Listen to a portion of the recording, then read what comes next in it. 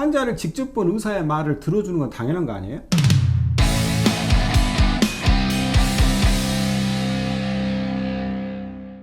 안녕하세요. 보험 전문 기자 김승동 기자입니다. 네, 최성희 변호사입니다.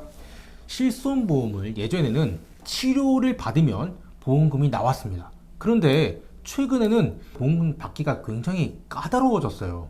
보험사들이 약관에 나와 있지 않은 수술의 필요성, 치료의 필요성, 그리고 직접 치료냐 혹은 직접 치료가 아니냐 뭐 이런 것들을 따지기 시작했거든요. 법적인 효력이 있는 건지 보험사의 주장이 맞는 건지 어떻게 보고 계신가요? 네, 일단은 치료의 필요성이 문구가 없다. 근데 수술은 있어요. 수술했을 때 청구를 받는 보험의 입장에서는. 근데 왜 수술을 했어요? 라는 말은 너무 자연스러운 거 아니에요? 그게 바로 필요성의 문제입니다. 그렇죠. 치료는 필요할 때 받는 거예요. 당연히 치료의 필요성은 수반될 수밖에 없습니다. 그게 문구가 있든 없든 간에. 약관에 나와 있든 말든 그렇죠. 필요성이 있으니까 치료를 받는 거기 때문에 네. 수술 그러면 그 밑에 이미 수술의 필요성이 전제되어 있는 의미에서까지 포함해서 수술이라고 보는 거예요. 그러니까 약물 치료 그러면 약물 치료의 필요성이 전제되어 있는 거에 포함해서 약물 치료입니다. 수술에는 수술의 필요성 부분이 분리될 수가 없어요. 수술이라는 표현으로 족합니다.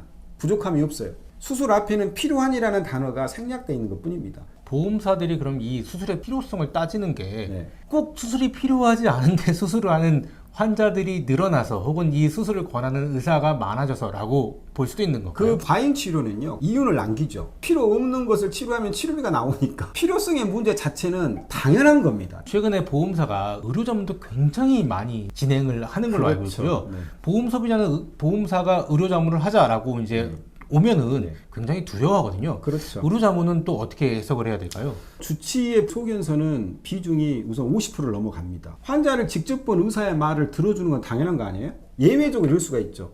환자한테 너무 좋은 소견을 써준 거 아니야? 이런 의문은 들 수 있죠. 보험사 입장에서는 주치의 소견도 50% 넘는 건 이해되지만 우리도 확인은 해봅시다. 물론 대부분의 선의의 환자들은 있는 그대로 주치의 소견서를 써줬기 때문에 억울한 면이 있겠지만 보험회사 입장에서는 진료 기록을 통해서 객관적으로 나도 기회를 좀 줘봐. 그게 의료 자문의 문제입니다. 의료 자문 자체를 필요 없다라고 할 건 아니에요. 그런데 왜 의료 자문을 받기 싫어할까요? 나와 다른 주치 소견과 다른 데이 나올까 봐. 결국은 용돈을 달라고 했는데 아빠가 정말 용돈을 주는지 필요성을 확인해 볼게, 그리고 그게 정말 정당한 건지 의료 자문으로 확인해 보자, 이런 과정이겠네요. 그렇죠. 그렇죠. 무조건 이거를 보험사를 나쁜 쪽으로 몰아갈 건 아니네요. 아니죠. 물론 엉토당토 않는 부분의 의료 자문 내용, 예를 들어서 아니 의료 자문이면 자문사이 뭐 이름이라도 있어야지. 뭐 의료 자문을 정말 받은 거야. 자기들이 가라로 받은 거야. 가라라는 말 죄송합니다.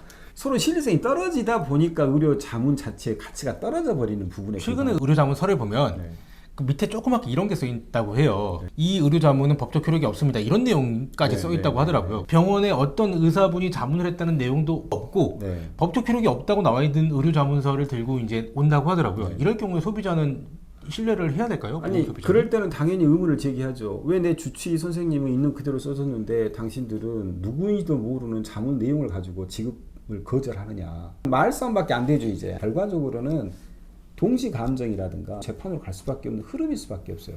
그럼 보험사가 법적 효력이 없습니다 뭐 이런 내용들이 써 있는 법원에 제출한다고 하면 그게 효력이 있을까요? 아니 법원에서는 두 가지 다. 그러니까는 하나는 주치, 하나는 보험회사의 의료 자문서.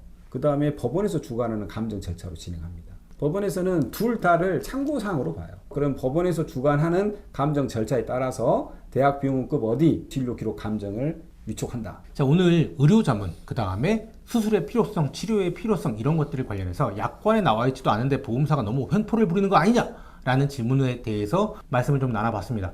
보험사도 정당한 절차를 거쳐서 진행하는 거고요. 보험 소비자 입장에서도 너무 그렇게 두려워하실 필요 없고 양쪽에 다 의견을 들어보고 정말 안 되면 어쩔 수 없이 병원을 가야 되겠지만 그래도 두려워하지 말고 정당하게 보험금 청구하고 진행할 수 있는 건 진행하셨으면 좋겠습니다. 이상으로 마치도록 하겠습니다. 감사합니다. 감사합니다.